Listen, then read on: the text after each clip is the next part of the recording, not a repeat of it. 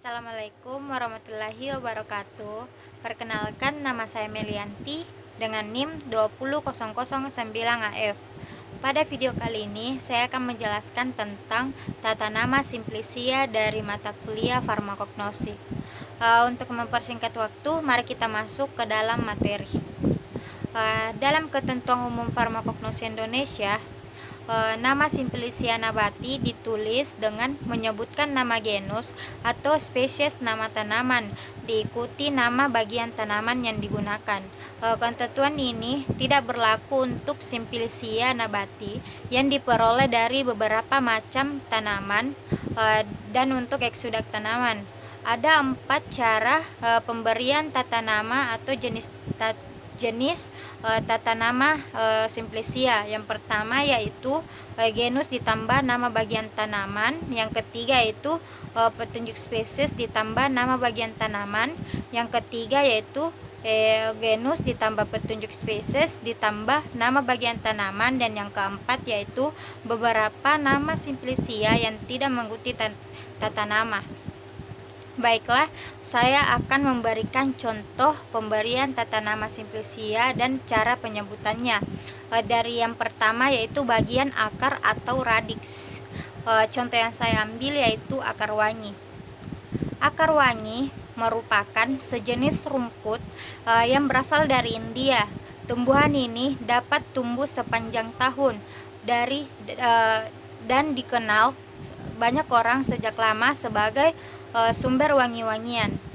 Akar wangi merupakan bahan yang digunakan untuk menghasilkan minyak vetiveria atau minyak esensial yang digunakan sebagai kebutuhan industri kosmetik, parfum, serta sabun untuk mandi. Akar wangi juga dapat digunakan untuk mengusir serangga. Dalam dunia pengobatan, manfaatnya yaitu obat kumur dan rematik sebagai obat luar. Nama tanaman asalnya yaitu Vetiveria zizanioides. Cara penyebutannya yaitu Vetivera zizanioides, di mana jika IA bertemu hanya akan dibaca A dan jika OI bertemu hanya akan dibaca O. Terus nama Simplicianya yaitu Vetiveriae radix. Cara penyebutannya yaitu Vetiverie radix, di mana jika E bertemu hanya akan dibaca E dan jika ada huruf X maka akan dibaca KS. Selanjutnya bagian tanaman yaitu rimpang atau rizoma. Contoh yang saya ambil yaitu lengkuas. Lengkuas adalah jenis tumbuhan umbi-umbian yang bisa hidup di daerah dataran tinggi maupun dataran rendah. Lengkuas adalah salah satu jenis rempah-rempah yang banyak ditanam di Asia seperti India, Arab, Cina, Sri Lanka, dan Indonesia. Lengkuas dalam dunia pengobatan bermanfaat sebagai obat rematik, membangkitkan nafsu makan, dan sebagai obat panu. Nama tanaman asalnya yaitu Alpinia galanga. Cara penyebutannya itu Alpina galanga, di mana jika IA bertemu hanya akan dibaca A.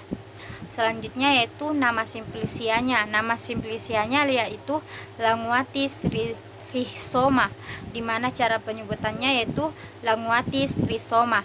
Jika ada huruf H tidak akan dibaca, hanya akan langsung ke huruf selanjutnya seperti rhizoma dibaca rhizoma.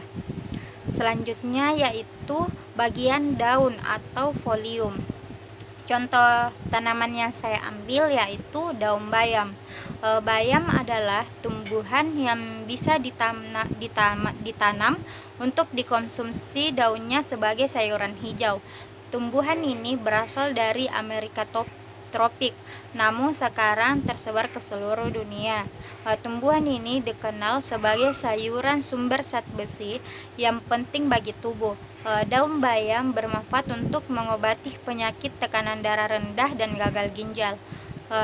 Nama tanaman asalnya yaitu Amatanthus tricolor. Cara penyebutannya yaitu Amatanthus tricolor, di mana jika ada huruf H tidak akan dibaca seperti pada contoh rimpang tadi, dia juga ada huruf H, di mana rizoma dibaca rizoma, dan di sini di mana amatahtus dibaca amatantus. Dan jika C bertemu dengan huruf mati seperti O, U, A dan huruf mati lainnya akan dibaca K. Jadi di sini dibacanya tricolor. Nama simplicianya yaitu Amaranthes tricoloris folium. Cara penyebutannya itu Amaranthi tricoloris folium. Seperti penjelasan dari tadi, bahwa jika ada huruf H tidak akan dibaca, dan jika C bertemu dengan huruf mati akan dibaca K. Selanjutnya yaitu contoh dari bagian bunga atau floss. Contoh yang saya ambil yaitu bunga pagoda. Bunga pagoda adalah tumbuhan perdu dengan bunga merah kecil-kecil dalam tanda berbentuk kerucuk. Biasa diperbanyak dengan setek caban dan biji. Bunga pagoda termasuk tanaman meranggas yang dijadikan sebagai tanaman hias yang tumbuh di pekarangan rumah atau di jalan raya. Bunga pagoda digunakan untuk mengobati penyakit insomnia atau susah tidur, anemia, keputihan pada wanita, dan wasir berdarah. Nama tanaman asalnya itu Clerodendrum japonicum. Cara penyebutannya itu Clerodendrum japonicum, di mana jika C bertemu huruf mati akan dibaca K seperti penjelasan pada contoh sebelumnya. Dan jika C-nya lagi bertemu dengan huruf mati akan dibaca K. Di sini ada dua huruf C yang bertemu dengan huruf mati dan dibaca dengan huruf K, Clerodendrum japonicum. Selanjutnya itu nama simplicianya Sclerodendri japonisi floss, di mana dibacanya Clerodendri japonisi floss. Di sini ada huruf C yang bertemu dengan huruf I.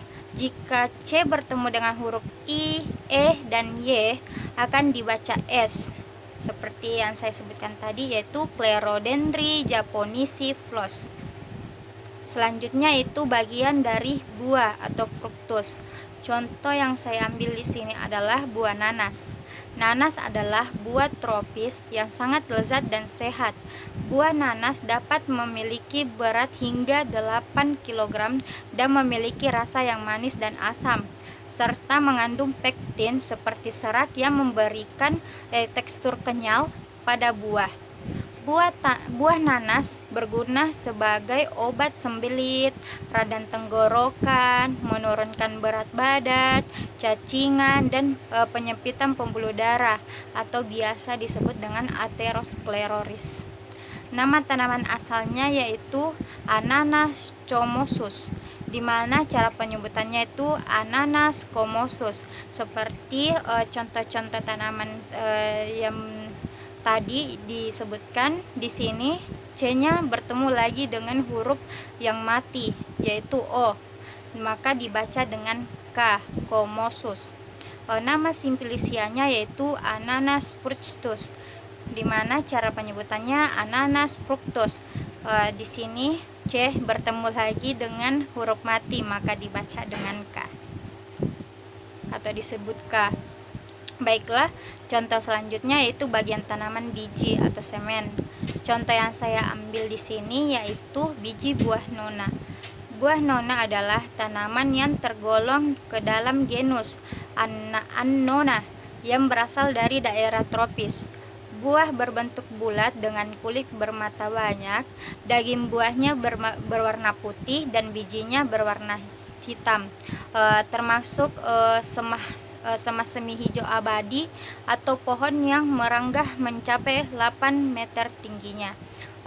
Pada dunia pengobatan, bijinya dapat mengobati penyakit sariawan dan obat cacing. Nama tanaman asalnya yaitu Annona reticulata. Cara penyebutannya yaitu Annona reticulata. Di sini C bertemu lagi dengan huruf mati yaitu O, maka dibaca K. Nama simplicianya yaitu Annonae reticulatae semen. Cara penyebutannya itu Annone reticulate semen. di mana di sini AE bertemu maka akan dibaca E. Baiklah, itulah tadi penjelasan tentang tata nama simplisia. Kurang lebihnya mohon dimaafkan. Wassalamualaikum warahmatullahi wabarakatuh.